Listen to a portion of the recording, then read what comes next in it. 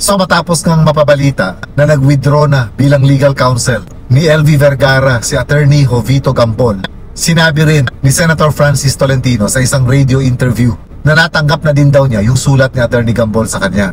Pero hindi pa siya nagkomento dito kung ano talaga yung dahilan kung bakit nag-withdraw si Attorney Gambol. But anyway, inassure naman ni Senator Francis Tolentino na may abogado pa rin si LV Vergara na manggagaling sa Philippine Justice Legal Center. So kumbaga walang problema kung nag-withdraw nga itong si Attorney Gambol dahil meron naman palang abogado na kahanda para kay LV Vergara. Nagiging usap-usapan at issue rin ngayon yung tungkol kay alias Dodong na kung saan mas pinili niyang lumapit sa CIDG kaysa sa PNP. Sinabi rin ito ni Senator Bato de la Rosa, ang CIDG ay under sa PNP. Kumbaga parang isang division ito ng PNP. Ang CIDG ay in charge sa mga investigation ng mga crimes. At ang PNP naman ay in charge sa peace and order ng isang lokalidad. So ang nagiging mga tanong kasi ngayon, bakit mas mukhang nagtiwala si alias Dodong sa CIDG kaysa sa PNP? Na supposedly yung PNP ang dapat na nagbibigay ng proteksyon sa kanya dahil nga sila yung in charge sa kapakanan ng peace and order sa isang lugar. At kung napanood din natin yung mga nagdaang video na kung saan ipinapakita na binabantayan yung mismong tirahan ni alias Dodong doon sa kanyang bagong employer, makikita natin doon ang mga naglalakad-lakad sa palibot ng bahay nila ay mga police PNP. So ang iniisip ko naman dito, baka may pagdududa hindi lang si Dodong, kundi pati kasama yung employer niya, na kaya nalusutan ng mga lalaking nakabonet nung gabing yun si Dodong ay maaari dahil nagpabaya yung mga bantay nila o di kaya pwede ring isipin na baka pinalusot ng mga bantay nila. Hindi na rin bago sa atin na naririnig natin yung mga kalokohang ginagawa ng mga taga-PNP. Although hindi ko sinasabi dito na pati yung local PNP dun sa may lugar nila alias Dodong ay ganun din. Pero ito kasi yung usap-usapan ngayon. Kahit si Senator Bato de la Rosa at si Senator Jinggoy Estrada ay nagkaroon ng duda kung paano nangyari yun, na napasok sa mismong bahay niya si alias Dodong. Ang naging analysis naman dito ni Senator Bato de la Rosa, itong nangyari daw kay alias Dodong na kung saan ay muntik-muntikan siya mabaril, ay nagpapakita daw kung gaano kalawak yung clout o yung kapit nang nagpasimuno na saktan itong si alias Dodong. So most probably ang tinutukoy niya dito ay yung mga dating amo ni alias Dodong at ni LV Vergara, na kung saan parang sinasabi dito ni Senator Bato na ma-impluensya at maraming kapit itong dating amo nila, na kayang-kaya nilang mag-utos kahit na gumawa ng karahasan dahil sa mga koneksyon nila. So pwede rin nating isipin na maaaring may koneksyon na sila sa local police ng lugar na yon. Kung kaya siguro si alias Dodong at yung employer niya ay mas pinili na magpatulong sa CIDG. Kasi kinuwento rin ni Senator Bato de la Rosa na talagang nakiusap itong si alias Dodong na wag siyang ibigay sa local police. Kung hindi, pinapakiusap niya na sa CIDG siya ilapit. So nakapagtataka rin, di ba? Kung bakit ultimo si alias Dodong ay parang walang tiwala sa local police. Natanong din kasi si Senator Francis Tolentino dun sa kanyang radio interview kung ano ang masasabi niya tungkol sa bagay na ito, kung bakit mas pinili ni alias Dodong na magpatulong sa CIDG. Pero ang sagot ni Senator Francis Tolentino, hindi daw niya ito masasagot sa ngayon dahil wala pa rin daw siyang complete information tungkol dito. Ang nakakabahala lang sa ganito kasi, parang bawas na yung tiwala ng mga tao sa local police. Although hindi natin ito nilalahat sa buong Pilipinas. Kasi malaki rin talaga ang naging epekto nung mga iba't ibang kasong kinasasangkutan ng mga local police or ng PNP na talagang dumungis sa kanilang imahe at nagpabawas ng mga tiwala sa mga tao. Although wala naman talagang pruweba kung ang nag-utos na gawin yun kay alias Dodong, yung pamamaril, ay yung mga dating amo niya. Pero sila talaga ang may tuturo natin. Dahil sino pang pwedeng gumawa nun kay alias Dodong kung wala naman itong ibang nakakalaban na may lakas na loob na gumawa ng ganun sa kanya, kung hindi yung pamilyang Ruiz.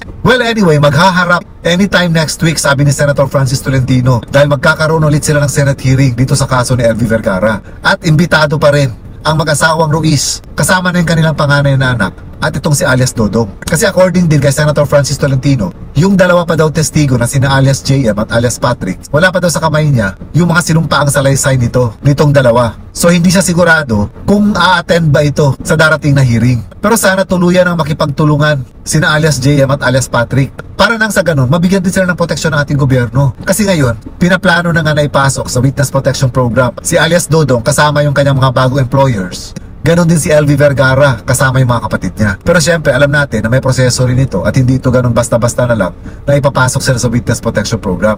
May mga legalidad pa itong dadaanan. Pero sana hindi nito tumagal dahil talagang habang tumatagal, nalalagay lalo sa mga panganib ang mga buhay nila. So abangan natin next week Ayon kay Senator Francis Tolentino kasi, ginawa niya ito ng schedule for next week. It's either Tuesday daw or Thursday. So abangan na lang natin next week kung ano na namang mga alibay at mga palusot ang sasabihin ng mag-asawang Ruiz sa Senate hearing.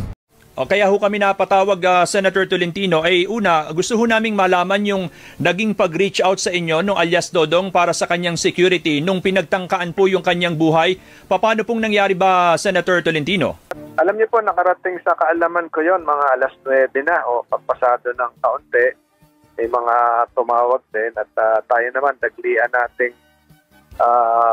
pati mga kaibigan sa media pinaalam sa akin. Naglian naman natin kinontak ang regional director, si General Joel Doria ng Mimaropa Police para mag-coordinate at pati si Senator De La Rosa kinausap ko na rin para tawagan ng CIDG at lahat naman po yan na-execute at nailigtas naman po si alias Dodong at nadala siya sa CIDG sa Calapan. So nandun pa siya ngayon. Opo. Yun ho yung susunod naming tanong, Senator Tolentino. Bakit ho parang walang tiwala sa local police, yung Dodong at yung mga kamag-anak po ng LV Vergara at kinakailangang CIDG ang mag-handle po dun sa security ni Dodong?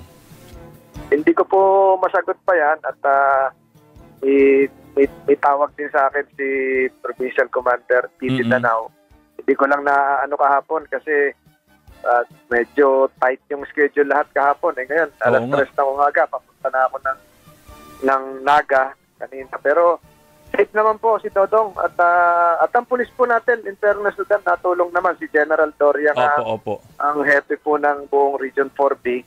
Under din niya yung local police doon. Kaya siguro po ginawa na niya yung mga tamang dapat gawin. Ay bagamat siguro ho, ika nga masyado pang hilaw or premature na isipin natin kung saan ba nanggagaling yung banta sa buhay ng Dodong, pero wala naman tayong maisip na ibang posibleng panggagalingan, Senator Tolentino.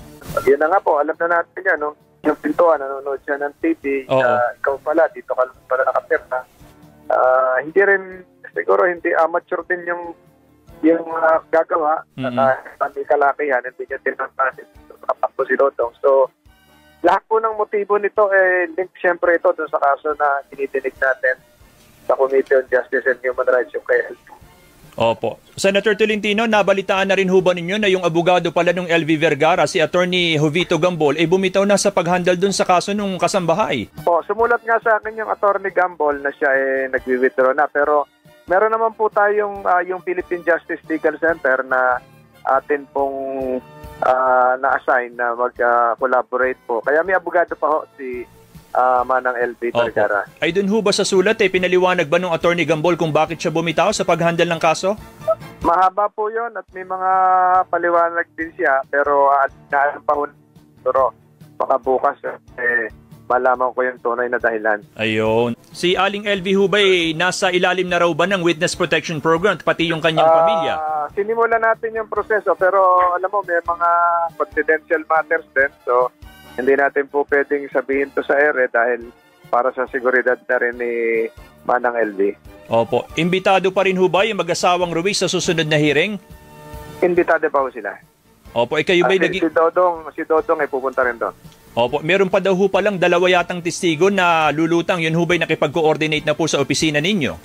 Merong naririnig na ganon pero ayaw natin pangunahan. Pero kasi baka sila po malagay din sa peligro yung kanilang buhay, hindi mo na natin bibigkasin yun. Opo, yun nga hong pinapangambahan ng iba kung nagawa po na pagtangkaan yung buhay ng alias Dodong at meron pa palang dalawang posibleng testigo, yung ba'y na-secure na kaya? Hindi ko pa masagot yan. Hindi ko pa masagot yan dahil hindi pa natin hawak yung kanilang testimonya. Opo, yun ho bang mag-asawa meron di bang pakikipag-ugnayan po sa inyo or pagkaran lang humaharap sa Senate hearing kayo ba'y kumbinsido sa mga nagiging pagsagot po nila sa mga tanong ninyo? Wala pong ugnayan sa amin yun. Doon lang, sinabtina nga namin yun. So yung demeanor, yung manner of speaking, siguro kayo na at ang sambayan na makakapaghusga dyan. Opo, siguro baka may mensahe din kayo dun sa pamilya Vergara, dun sa mga testigo na maaaring natatakot na rin, pati daw pala yung kasalukuyang employer ng alias Dodong may pangamba na rin sa buhay nila.